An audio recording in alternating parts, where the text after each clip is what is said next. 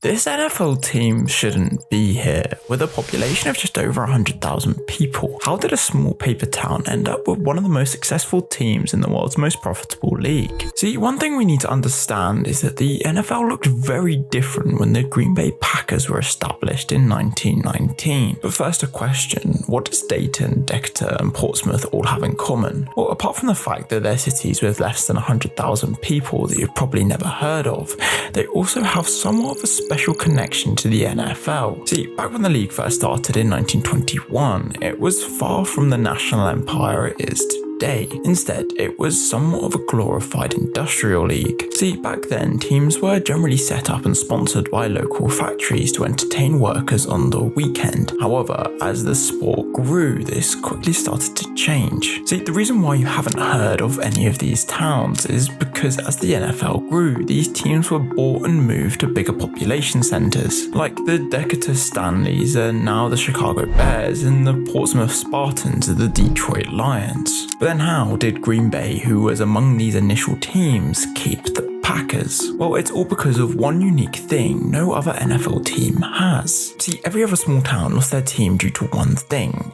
ownership. Some billionaire coming in and moving the team halfway across the country to a bigger market. However, the Packers avoided this because they're entirely owned by the fans. Having 500,000 shareholders, it's practically impossible for the team to be sold or moved.